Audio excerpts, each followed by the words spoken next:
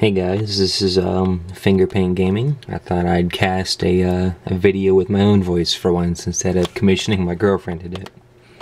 Anyways, I've got about 4 models here to show you guys. Some work that I did overnight. One of these models that I'll be showing you will be an actual commission piece that someone had me do. And the other 3 are other models. I'll get to them as they come. This one in particular here, this is an ultramarine, obviously, right? Anyone who plays 40k will be like, duh. So I did this one in about 2 hours. Pretty quick. What you'll notice is that a lot of my stuff that I do is airbrushing, and this one right here is an example of what part airbrushing can do.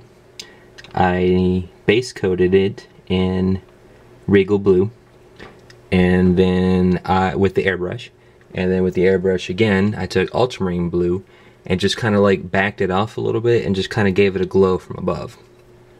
But a lot of people call that just airbrush jockeying, and if you want tabletop quicky, that's fine. But if you want it to look awesome, you have to put the brush to it. Now, if you look here, notice the brushwork that I put on it, the highlights. A lot of people say it looks cartoony, but if you're on a tabletop and you're about 4 feet away from the model, cartoony looks better than realistic. Unless you go super extreme and do... Basically, at that point, you're spending about a week per model because you're brushing natural highlights on there, and that takes forever. It's kind of like the non-metallic method, except for blue and green and white with every color you can think of. You have to shade it up. And I can do that, but like I said, it takes like a week, and I don't want to spend a week on one Terminator, as I'm all sure you all can agree with me there. Anyways, this back to the cast. This ultramarine Terminator here is for a potential customer. He wanted to know what I can do and what my price range was, and he said he wants near top of the line. So this is near top of the line for me. I could put more detail in there, you know.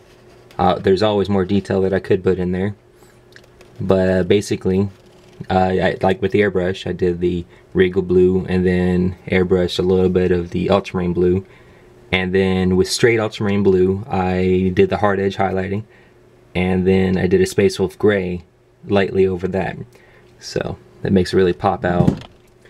And there we go. So if someone were to commission me a bunch of these guys, I'd probably price that at about $14 per model, just because of how much detail and how much time it takes. Yep, so you guys probably want to see some other stuff. I did say there were 3 other models, so here we go. Let me go. The next one is an orc, also from a different customer. He said he wants to see what near top of the line orcs are. He wanted evil sons.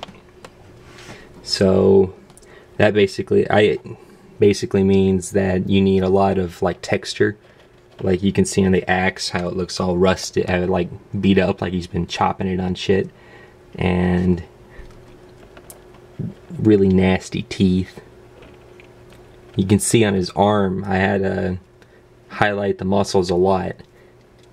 And this one would be about $10 a model if he were to commission me with this one, because of all the highlights.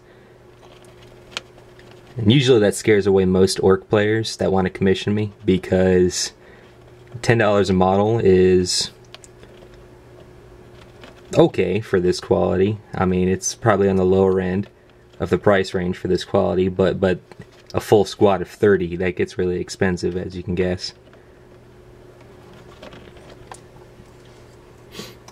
Alright, next one is, I did this in an hour, not even an hour, it's like 30 minutes. Just for a friend. This is a War Machine model. I think this guy's the Butcher, is what they call him. I basically just airbrushed him red, did a black wash on him, and like painted the face. That's about it. There's nothing special about this guy. He was a quickie, but he's really good tabletop quality.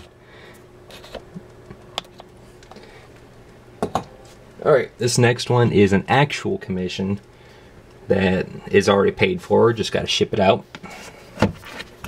Get it so you guys can see it. He wanted me to convert the Master of the Raven Wing jet bike into a Salamander jet bike. Pre-heresy. So I stuck on one of my pre-heresy helmets that I have, and I did a little bit of brighter green so that it would look less Dark Angels and more Salamander. And per request, he wanted 4 heavy bolters on the bottom instead of the giant plasma cannon. And let me just tell you, that was a real bitch to get out, because right here was a solid, that plasma cannon was a part of this. It was solid. Like, I had to get a Dremel and buzz this off. It just wasn't even funny. It took me about an hour to do that, and then sand it down and flatten it so it was smooth. Not fun. But what I also did is, my first time doing this, so don't laugh, I green stuffed scales onto the cape, so it looks like those adamantine mantles that they used to have. Not sure if they have those anymore, but there you go. I priced this guy right here with all the conversion and all the work at only $40. I usually price my commissions cheaper if I've never done the model before and I feel inspired and I really want to do it. So this guy got lucky because I've never done this before, and so it was an experience for me, and he's got a really cool looking model. So it's a win-win in my opinion.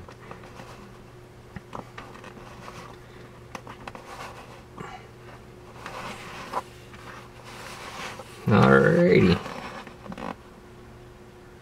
And you can see on the sword, I did that cool little airbrush trick I saw from Awesome Paint Job on YouTube. I don't remember the exact link, but if you look it up, I'm pretty sure you'll find it. He's an awesome painter, by the way. He taught me that cool power weapon trick with the airbrush. Alright, so yeah, that's about it. Hope you guys liked it. If you have any painting questions, just give me a shout. I'll probably be doing an airbrush tutorial here sometime soon with my cool new light box that I made. And I'll talk to you guys later.